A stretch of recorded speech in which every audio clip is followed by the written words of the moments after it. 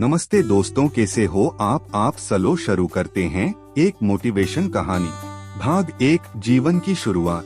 बिहार के एक छोटे से गांव बिहारीपुर में एक लड़का रहता था, विक्रम यादव। उसका परिवार गरीब था लेकिन आत्मसम्मान से भरपूर। पिता खेती करते थे, माँ घर के काम के साथ साथ दूसरों के खेतों में भी काम करती थी।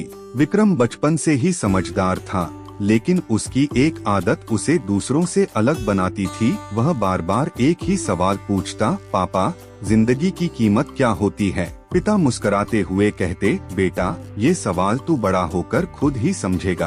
भाग 2, संघर्ष की राह। विक्रम की पढ़ाई किसी तरह गांव के सरकारी स्कूल से हुई।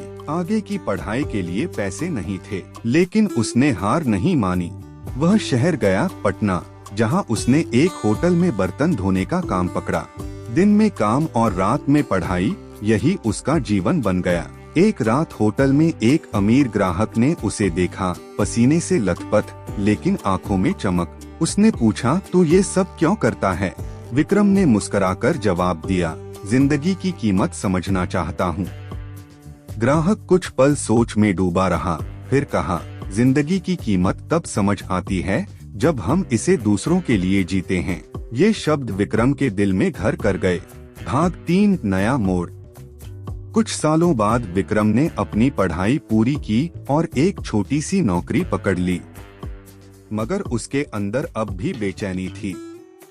उसने नौकरी छोड़ दी और अपने गांव लौट आया। गांव में अब भी वही गरीबी, वही संघर्ष, लेकिन अब विक्रम बदल चुका था। उसने सोचा, अगर मैं दूसरों की जिंदगी बदल सकूं, शायद तब मुझे जिंदगी की कीमत समझ में आए। उसने गांव में एक छोटा सा शिक्षण केंद्र शुरू किया, जहां वह बच्चों को फ्री में पढ़ाता था। धीरे धीरे यह केंद्र गांव की उम्मीद बन गया।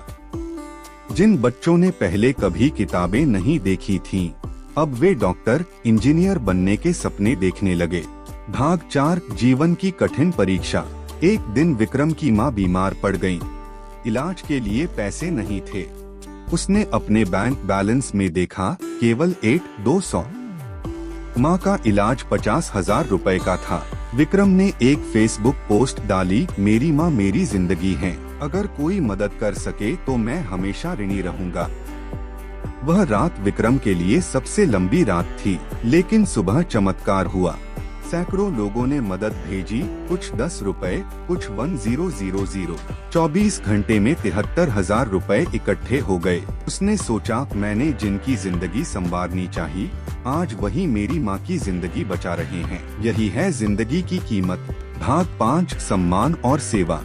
अब विक्रम केवल एक शिक्षक नहीं था, वह एक प्रेरणा बन चुका था। राज्य सरकार ने उसे यूथ आइकन अवार्ड से सम्मानित किया। लेकिन जब मीडिया ने पूछा, आपको कैसा लगता है ये सब पाकर? विक्रम ने मुस्कुराकर कहा, जिंदगी की असली कीमत यह नहीं कि आप कितना कमाते हैं, बल्कि यह है कि आप दूसरों के लिए कितना जिए। भाग 6, एक आखिरी मुलाकात। विक्रम एक दिन पटना गया। वही होटल, वही पुरानी यादें।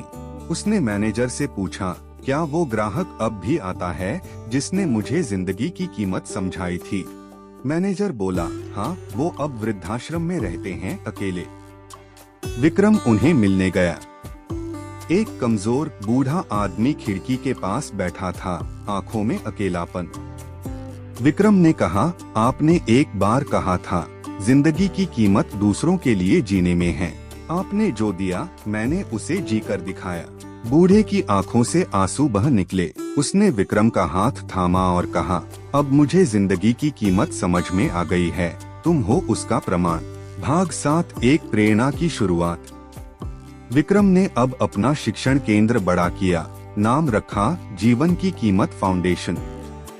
वहाँ न केवल पढ़ाई होती थी, बल्कि बच्चों को यह भी सिखाया जाता था कि जिंदगी केवल जीने के लिए नहीं, कुछ कर गुजरने के लिए होती है।